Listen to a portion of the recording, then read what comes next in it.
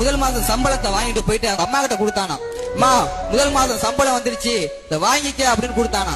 அப்போ அவங்க அம்மா சொன்னாங்களாம், தம்பி உன்னைய 10 மாசம் பெத்து எடுத்தவதானா, ஆனா உன்னை 22 வருஷமா உன்னைய காப்பாத்துனது உங்க அப்பா. இந்த சம்பளத்தை எடுத்துட்டு போயிட்டு உங்க அப்பா கையில குடுறா அப்படின்னாங்களாம். அதுக்கு அந்த பையன் சொன்னானா மீண்டும், இல்லம்மா இந்த சம்பளத்தை நான் உன்கிட்ட தான் கொடுப்பேன் அப்படின்னு சொன்னானா.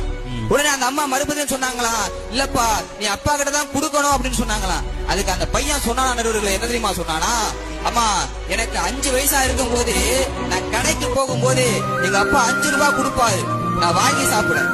அப்புறம் நான் 5வது படிக்கும் போது எங்க அப்பா 50 ரூபாய் கொடுப்பாரு, நான் நோட்டு புத்தகம் வாங்க. அப்புறம் நான் வேலைக்கு தேடும் போதெல்லாம் எங்க அப்பா போகும்போது 100 ரூபாய் கொடுப்பாரு.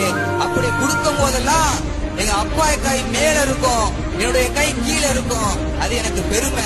ஆனா இன்னைக்கு போயிட்டு இந்த சம்பளத்தை எங்க அப்பா கையில கொடுத்தா என் கை மேல வந்துரும், எங்க அப்பா கை கீழே போயிரும் அப்படின்னு சொன்னா